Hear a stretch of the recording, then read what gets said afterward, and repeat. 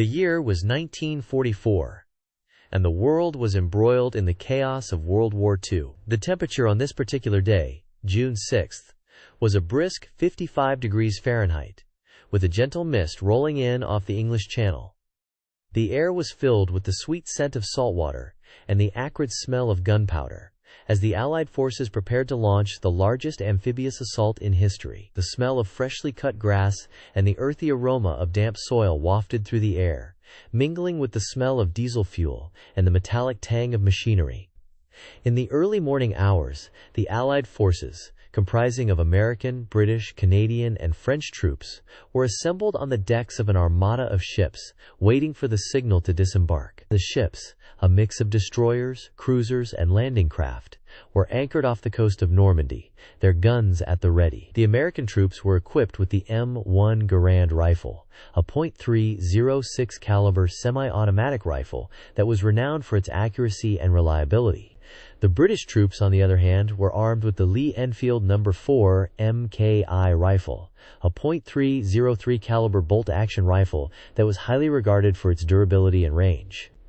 As the sun began to rise, casting a golden glow over the assembled fleet, the sound of engines roaring to life echoed across the water. The landing craft, infantry, LCI, and the landing craft, tank, LCT, were the first to move, their ramp doors opening with a metallic creak as they prepared to disembark the troops. The LCI was a 158-foot-long, 23-foot-wide vessel, powered by 8 General Motors diesel engines, which gave it a top speed of 15 knots. The LCT, on the other hand, was a 114-foot-long, 32-foot-wide vessel, powered by 3 General Motors diesel engines, which gave it a top speed of 8 knots. The troops, dressed in their standard-issue uniforms, were a mix of seasoned veterans and fresh-faced recruits. The American troops wore the M1941 field jacket, a cotton and wool blend jacket that was designed to keep them warm and dry in the field. The British troops, on the other hand, wore the battle dress, a woolen uniform that was designed to keep them warm and comfortable in the cold and wet conditions of the European theater. The air was thick with tension as the troops waited for the signal to move, their hearts racing with anticipation and fear. The signal, when it came, was a burst of artillery fire from the Allied warships, which unleashed a barrage of high-explosive shells onto the German defenses. The sound of the artillery was deafening, a cacophony of booms and cracks that shook the very foundations of the ships. The guns, a mix of 5-inch and 6-inch naval guns, were mounted on the decks of the warships, their barrels elevating and depressing with a slow, deliberate motion as they fired shell after shell onto the German positions. The German defenses, a mix of concrete bunkers and fortified machine gun nests, were designed to withstand even the most intense artillery barrage. The bunkers, built into the side of the cliffs, were made of reinforced concrete, with walls that were up to 10 feet thick. The machine gun nests, on the other hand, were made of wood and sandbags, with layers of barbed wire and anti-tank mines surrounding them. The Germans, dressed in their standard-issue uniforms, were a mix of seasoned veterans and fresh-faced recruits, armed with the Carabiner 98K rifle, a 7.92 mm caliber bolt-action rifle that was renowned for its accuracy and range. As the artillery barrage lifted, the landing craft began to move, their ramps opening with a metallic creak as they made their way towards the shore. The sound of the engines, a low rumble that vibrated through the water, was accompanied by the sound of gunfire as the German defenses opened up on the Allied troops. The machine guns, a mix of the Maschinengewehr 42 and the Maschinengewehr 34, were mounted on tripods, their barrels elevating and depressing with a slow, deliberate motion as they fired bullet after bullet onto the Allied positions. The Allies, undaunted by the withering fire, pressed on, their troops pouring out of the landing craft and onto the shore. The sound of gunfire, a cacophony of booms and cracks, was accompanied by the sound of screaming and shouting, as the troops scrambled to find cover and return fire. The smell of smoke and sweat filled the air, mingling with the smell of blood and the metallic tang of machinery. The temperature, still a brisk 55 degrees Fahrenheit, seemed to drop even further, as the chill of fear and adrenaline coursed through the veins of the troops. The M4 Sherman tank, a 32-ton behemoth of a machine, was the first to make landfall, its tracks rumbling as it made its way onto the shore. The tank, equipped with a 75mm gun and a .30 caliber machine gun, was a formidable opponent, capable of withstanding even the most intense enemy fire. The crew, a mix of seasoned veterans and fresh-faced recruits, was dressed in their standard-issue uniforms, their faces set with determination as they made their way onto the shore. As the tank made its way onto the shore, it was followed by a wave of troops, their rifles at the ready, as they poured out of the landing craft and onto the beach. The sound of gunfire, a cacophony of booms and cracks, was accompanied by the sound of shouting and screaming, as the troops scrambled to find cover and return fire. The smell of smoke and sweat filled the air, mingling with the smell of blood and the metallic tang of machinery. The temperature, still a brisk 55 degrees Fahrenheit, seemed to drop even further, as the chill of fear and adrenaline coursed through the veins of the troops.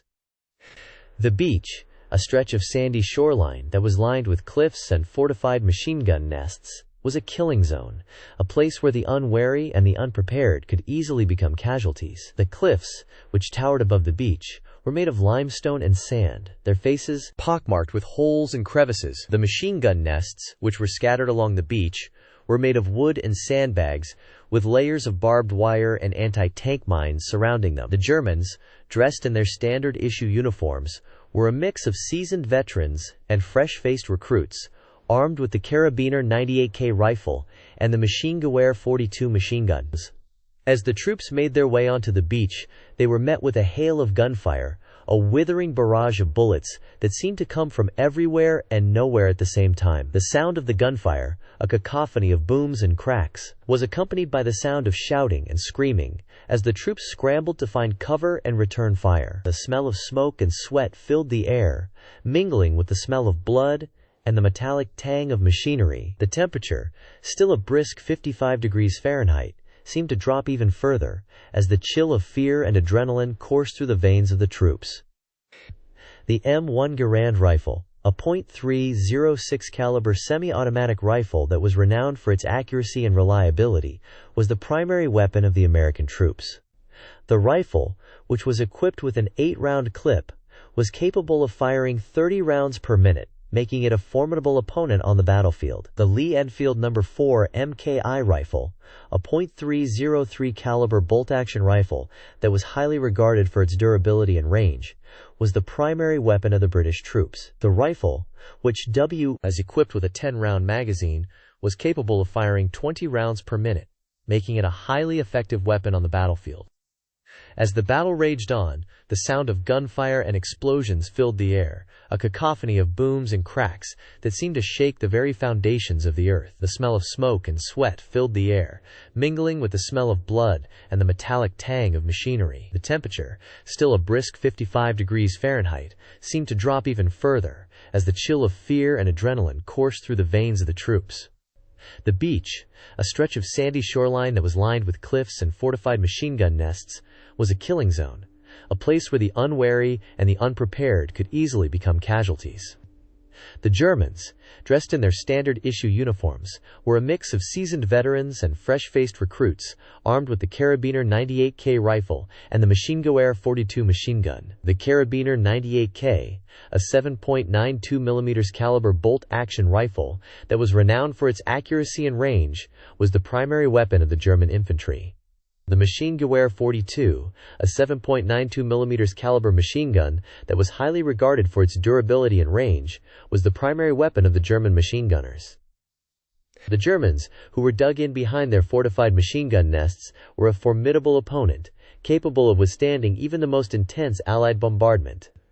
As the battle raged on, the Allies began to gain the upper hand, their troops pouring onto the beach and pouring gunfire onto the German positions. The sound of gunfire and explosions filled the air, a cacophony of booms and cracks that seemed to shake the very foundations of the earth. The smell of smoke and sweat filled the air, mingling with the smell of blood and the metallic tang of machinery. The temperature, still a brisk 55 degrees Fahrenheit, seemed to drop even further, as the chill of fear and adrenaline coursed through the veins of the troops. The beach, a stretch of sandy shoreline that was lined with cliffs and fortified machine gun nests, was a killing zone, a place where the unwary and the unprepared could easily become casualties. As the battle commenced, the infantry divisions of the Allied forces, comprising primarily of British, American, and Canadian troops, began to execute their well-rehearsed maneuvers. The initial wave of assault, spearheaded by the British 1st Division, moved forward with calculated precision, advancing flank by flank in a staggered formation. Each battalion, consisting of approximately 1,000 soldiers, was divided into 4 companies, with the lead company assuming the vanguard position. The vanguard company, comprised of the most seasoned and battle-hardened troops, proceeded to probe the enemy's defenses, identifying weak points and concentrations of enemy firepower. Meanwhile, the secondary company, positioned to the rear and right flank of the vanguard, provided covering fire, laying down withering suppressive barrages to pin down the enemy and restrict their ability to maneuver. The remaining 2 companies, holding positions on the left and rear flanks, respectively, served as reserve forces, poised to exploit any breaches in the enemy's lines or respond to emerging threats. As the British 1st Division pushed forward, the American 2nd Division, positioned to their right, initiated a complementary assault, seeking to outflank the enemy's defenses and threaten their lines of communication. The American troops, employing a variation of the feint and thrust tactic, created a diversion on their left flank, drawing the enemy's attention and firepower away from the true axis of advance. Concurrently, a battalion-sized force, detached from the main body of the American division, executed a wide, sweeping maneuver, aiming to encircle the enemy's right flank and sever their supply lines. The Canadian 3rd Division, operating on the Allied forces' left flank, adopted a more cautious approach, advancing in a series of carefully coordinated bounds, with each successive wave of troops leapfrogging the preceding one to maintain momentum and minimize exposure to enemy fire.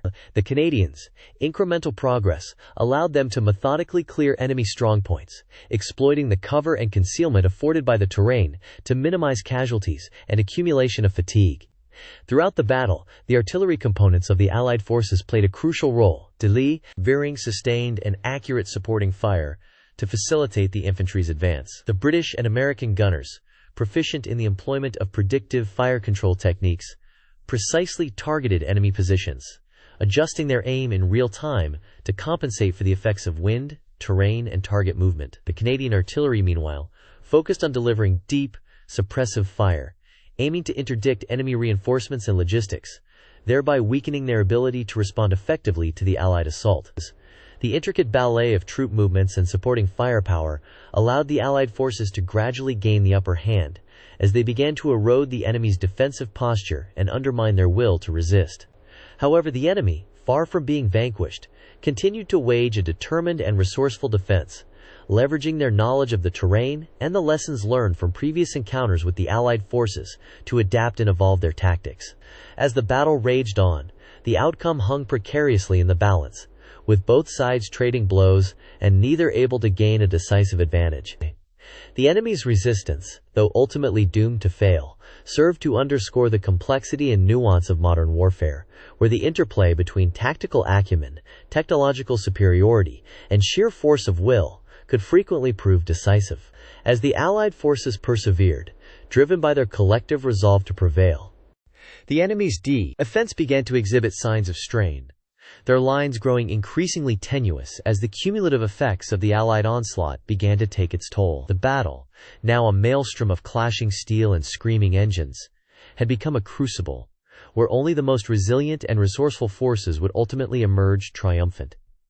In this maelstrom, the Allied commanders, seasoned veterans of countless battles and skirmishes, directed their troops with a deep understanding of the tactical nuances at play. They expertly wove together the various strands of their forces, integrating the disparate components of their army, infantry, artillery, armor, and air support, into a cohesive, harmonious whole. The enemy, though formidable, could not match the Allies' level of tactical sophistication, their defense ultimately foundering on the rocks of the Allied forces' superior training, doctrine, and leadership. As the battle entered its critical phase, the Allied forces, now fully committed to the assault, began to sense the prospect of victory within their grasp. The enemy's lines, once formidable and unyielding, had begun to waver, their defensive posture crumbling under the relentless pressure of the Allied advance. The stage was set for a climactic, decisive engagement, one that would determine the outcome of the battle and, by extension, the fate of the war itself. The Allied forces, their spirits buoyed by the promise of triumph, steeled themselves for the final, brutal push, knowing that the enemy would not relinquish their ground without a ferocious, last-ditch struggle. As the armies clashed on the battlefield, the sound of gunfire and cannon fire filled the air, creating a deafening din that made it difficult for commanders to communicate with their troops. The smell of gunpowder and smoke hung heavy over the landscape, obscuring visibility and making it challenging for soldiers to see more than a few feet in front of them. The ground beneath their feet trembled with the impact of artillery fire, causing men to stumble and lose their footing. On the northern flank, the 12th Infantry Regiment, armed with M1 Garand rifles and supported by a company of M4 Sherman tanks, advanced slowly but steadily against the entrenched enemy positions. The Shermans, with their 75mm guns, provided covering fire as the infantrymen moved forward, trying to exploit weaknesses in the enemy's defenses. However, the enemy was well dug in, and their machine guns and anti-tank guns took a heavy toll on the advancing troops.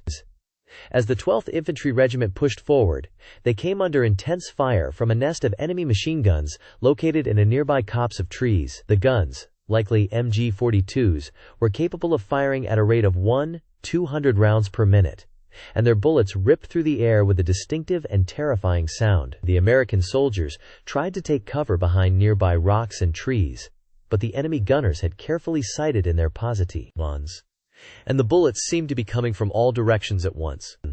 Lieutenant Colonel Jameson, the regimental commander, quickly assessed the situation and called for artillery support to take out the enemy machine gun nest. A nearby battery of 105mm howitzers, which had been providing indirect fire support to the regiment throughout the morning, was tasked with delivering a precision strike on the enemy position. The howitzers, with their maximum range of 12,000 meters and a rate of fire of 4 rounds per minute, were ideal for this type of mission.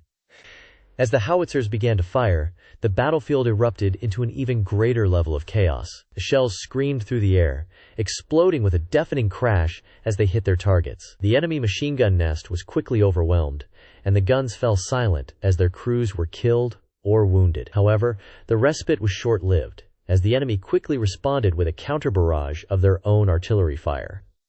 The American soldiers huddled in their foxholes, trying to avoid the worst of the bombardment as the shells exploded all around them. The ground shook and trembled, and the air was filled with the acrid smell of smoke and the screams of the wounded. Lieutenant Colonel Jameson, who had been observing the battle from a nearby hill, was forced to take cover as a shell exploded just a few feet away, sending shrapnel flying in all directions. Despite the intense artillery fire, the 12th Infantry Regiment continued to push forward, driven by their determination to break through the enemy's defenses. The soldiers moved cautiously, using whatever cover they could find to protect themselves from the withering enemy fire. As they advanced, they began to encounter isolated pockets of enemy resistance, which they quickly overpowered with their superior firepower and training. On the southern flank, the 15th Armored Regiment was making slow but steady progress against the enemy's left wing. The M4 Shermans, with their 75mm guns and powerful engines, were well suited to the armored warfare that characterized this sector of the battlefield. The enemy, however, was not giving up easily, and their own tanks, including the formidable Panther and Tiger models, were putting up a fierce resistance. The Panthers, with their 75mm guns and sloping armor, were particularly troublesome, as they seemed almost invulnerable to the Sherman's gunfire. The Tigers, with their 88mm guns and massive size, were even more daunting, and the American tank crews approached them with a mixture of awe and trepidation. Despite these challenges, the 15th Armored Regiment persevered, using their superior numbers and maneuverability to outflank and overwhelm the enemy tanks. As the battle raged on, the logistical support teams worked tirelessly to keep the troops supplied with ammunition, food, and medical care. The quartermasters, responsible for managing the flow of supplies, worked around the clock to ensure that Th-9 frontline units received the materials they needed to keep fighting. The medical teams, including doctors, nurses, and stretcher bearers, risked their lives to evacuate the wounded and provide emergency care on the battlefield. The supply chain, which stretched all the way back to the ports and depots in the rear, was a complex and delicate system that required precise planning and coordination to function effectively. The logisticians, using a combination of trucks, trains, and planes, worked to keep the supplies flowing, often under difficult and dangerous conditions. As the battle intensified, the logistical support teams played an increasingly critical role in determining the outcome, as the side that could maintain its supply lines and keep its troops equipped and fed would ultimately emerge victorious. As the day wore on, the fighting showed no signs of letting up, with both sides trading blows and neither gaining a decisive advantage. The American commanders, including Lieutenant Colonel Jameson and Colonel Thompson, the brigade commander, began to consider their next move, weighing the risks and benefits of continuing to push forward against the entrenched enemy positions. The enemy, too, was reassessing its situation, trying to determine how to stem the tide of the American advance and stabilize its defenses. The outcome of the battle was still very much in doubt, as the two armies clashed in a frenzy of gunfire, explosions, and hand-to-hand combat. The soldiers on both sides, driven by their training, discipline, and determination, fought on with courage and ferocity, each one knowing that the fate of the war, and perhaps the fate of the world, hung in the balance. As the sun began to set on the battlefield, casting a golden glow over the carnage and destruction, the fighting showed no signs of slowing, and the ultimate victor remained to be seen. As the cacophony of war reached a fever pitch, the battlefield transformed into a sprawling, nightmarish tapestry, woven from the very fabric of chaos and destruction. The acrid stench of smoke and sweat hung heavy in the air, a noxious miasma that clung to every surface, every soldier, and every bullet-riddled corpse. The earth itself seemed to tremble, as if the land was being torn asunder by the sheer ferocity of the clash. The artillery, those behemoths of steel and fire, continued to belch forth their lethal cargo, each shell screaming through the air like a banshee, leaving in its wake a trail of shattered bodies and shattered dreams. The ground shook beneath the feet of the soldiers, as if the very foundations of the earth were being rent asunder, sending tremors through the ranks, threatening to topple the already precarious balance of power. In the midst of this bedlam, the infantry surged forward, a tidal wave of flesh and blood, driven by a frenzied determination to claim the contested ground. Bayonets glinted in the faint, flickering light, like 1,000 tiny suns, as me soldiers clashed in a frenzy of steel and fury. The air was heavy with the cries of the fallen, the screams of the wounded, and the battle cries of the advancing troops, a symphony of sound that threatened to consume all in its path. Every second was a lifetime, every moment a universe unto itself, as the soldiers fought, died, and killed, their actions dictated by a mixture of training, instinct, and primal fear. A corporal, his face a mask of grime and blood, sprinted across the open ground, his rifle clutched tightly in his sweat-slickened hands, as he desperately sought to reach the relative safety of a nearby crater. A bullet, its path unpredictable and deadly, sliced through the air, striking the corporal with the force of a sledgehammer, sending him crashing to the ground, his body twitching spasmodically as his life force ebbed away.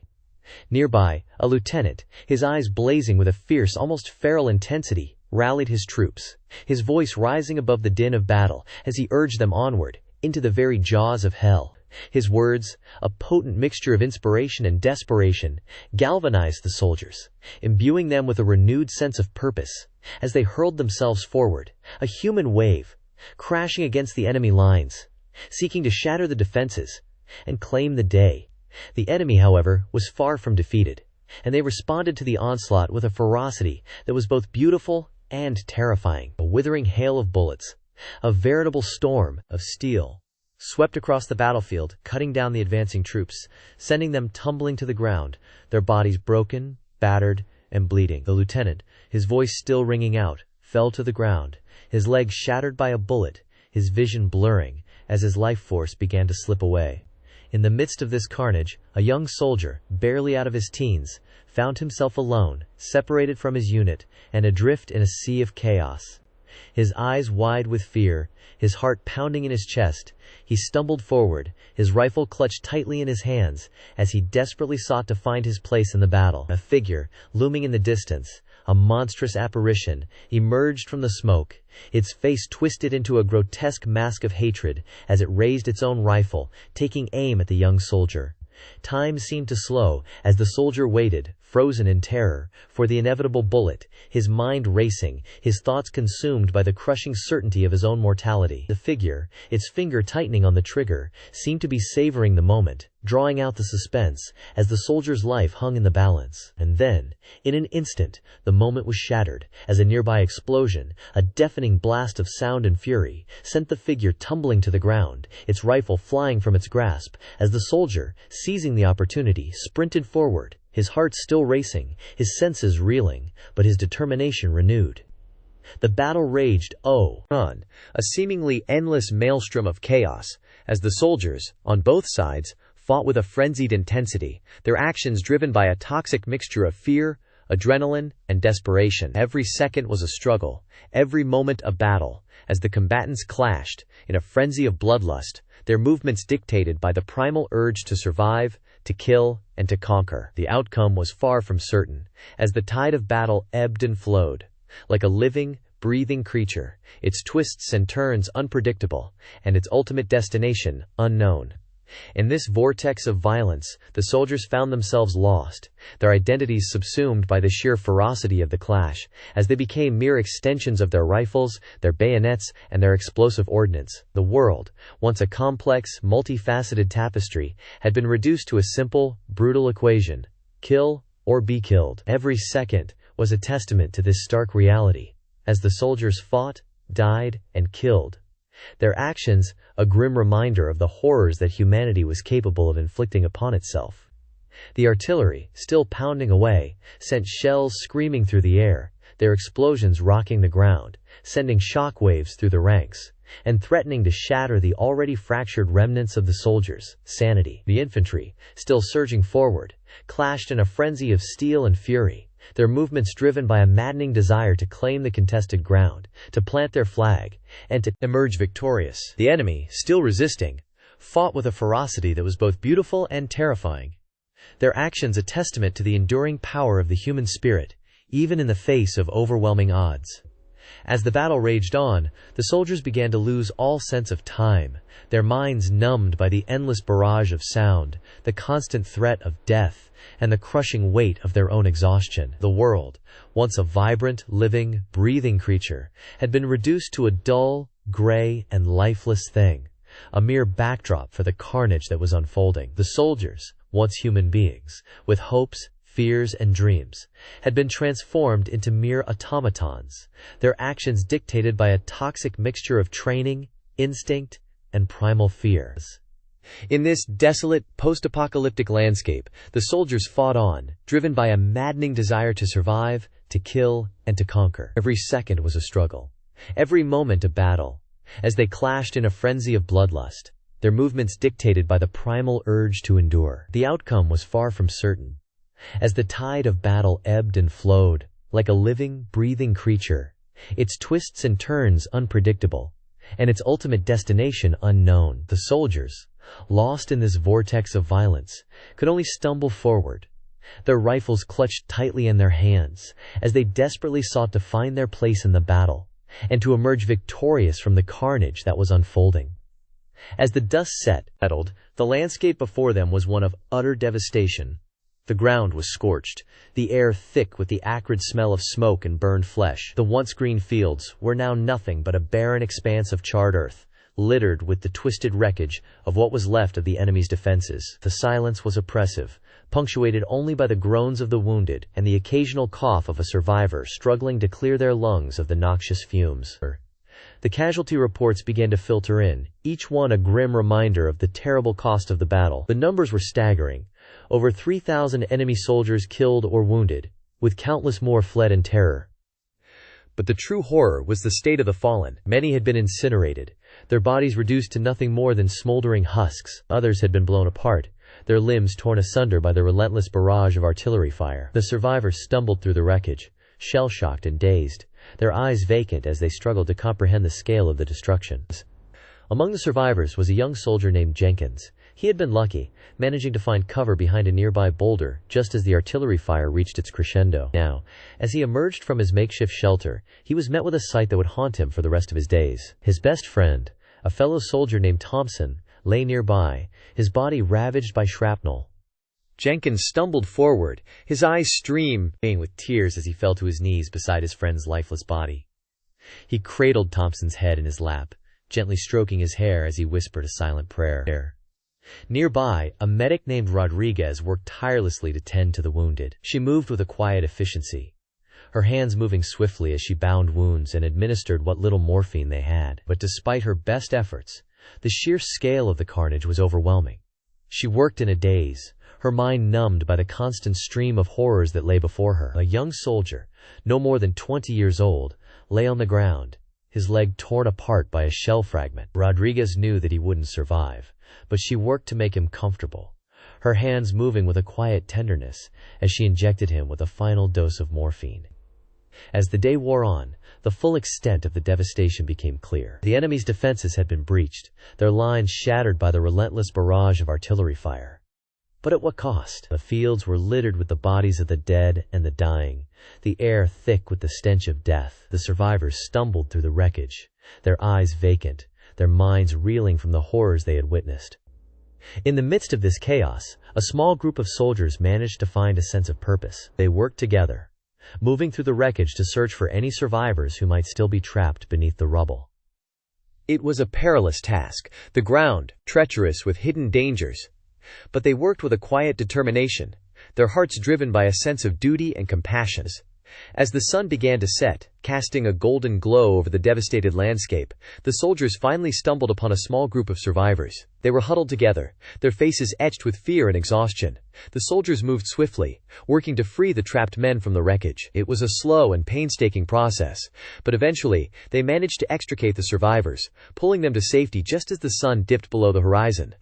The night that followed was one of darkness and despair. The survivors huddled together, their faces lit only by the faint moonlight that filtered through the clouds. They spoke in hushed tones, their voices barely above a whisper, as they struggled to come to terms with the horrors they had witnessed. The casualty reports continued to filter in, each one a grim reminder of the terrible cost of the battle. But even in the midst of such devastation, there were moments of humanity, of kindness and compassion. A soldier named Martinez shared his last cigarette with a fellow survivor, a small act of kindness that brought a fleeting sense of comfort to the devastated man.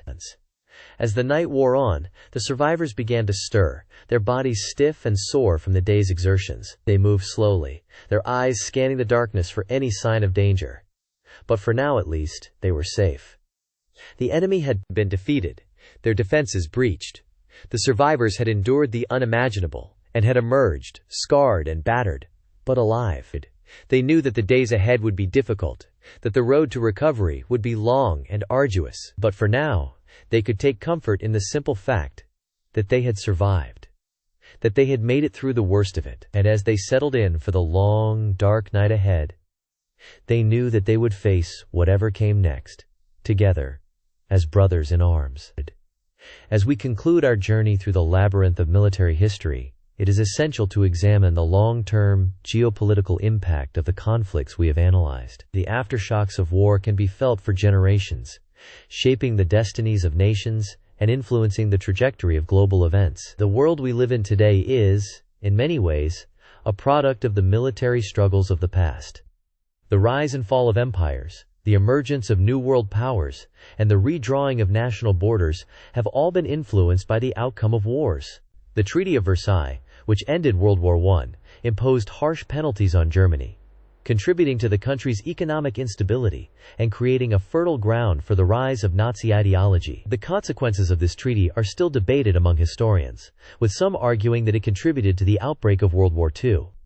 The aftermath of World War II saw the emergence of the United States and the Soviet Union as superpowers, setting the stage for the Cold War. The division of Europe into Eastern and Western blocs, the formation of NATO and the Warsaw Pact, and the numerous proxy wars fought around the world were all direct consequences of the military alliances and rivalries forged during World War II. The collapse of the Soviet Union in 1991 marked the end of the Cold War, but the geopolitical landscape continued to evolve, with the rise of new global players like China and the resurgence of nationalist sentiment in various parts of the world. The Middle East, a region ravaged by conflict and instability, provides a stark example of the long-term impact of military interventions. The Sykes-Picot Agreement of 1916, which divided the region into spheres of influence controlled by Britain and France, laid the foundation for many of the modern-day conflicts in the area. The creation of Israel in 1948, the Iranian Revolution of 1979, and the U.S.-led invasions of Iraq and Afghanistan have all contributed to the complex web of alliances, rivalries, and sectarian tensions that characterize the region today. As we reflect on the legacy of military history, it is essential to recognize the human cost of conflict, the countless lives lost, the families torn apart, and the communities destroyed serve as a poignant reminder of the devastating consequences of war. The impact of war on civilians, often referred to as collateral damage, is a stark reality that must be acknowledged and addressed. The development of international humanitarian law, including the Geneva Conventions and their additional protocols, has been a crucial step towards mitigating the effects of war on non-combatants. However, the legacy of military history extends beyond the realm of geopolitics and human suffering. It also encompasses the cultural, social, and philosophical dimensions of conflict. The art of war has inspired some of the most iconic works of literature, from Homer's Iliad to Tolstoy's War and Peace. The experience of war has shaped the worldview of countless individuals, influencing their perceptions of humanity, morality, and the meaning of life. As we navigate the complexities of our modern world, it is essential to draw lessons from the past. By studying military history, we can gain a deeper understanding of the factors that contribute to conflict, the importance of diplomacy and international cooperation, and the need for empathy and compassion in our interactions with others. We must recognize that the legacy of military history is not just a series of events, but a rich tapestry of human experiences that can inform and enrich our lives. In the words of the ancient Greek philosopher Heraclitus, "War is the father of all and the king of all, and some he has made gods and some men, some bond and some free." As we contemplate the legacy of military history, we are reminded that war is a fundamental aspect of the human condition, shaping our world and our understanding of ourselves. And yet, it is in the face of conflict and adversity that we discover our greatest strengths, our most profound capacities for compassion, resilience, and hope. As we conclude this journey through the annals of military history, I invite you to subscribe to our channel, where we will continue to explore the complexities of the past, the present, and the future. And together, let us embark on a path of discovery, learning, and growth as we navigate the intricate landscape of human experience. By engaging with the legacy of military history, we can gain a deeper understanding of ourselves and our place in the world. And perhaps, just perhaps, we can create a brighter, more peaceful future for generations to come.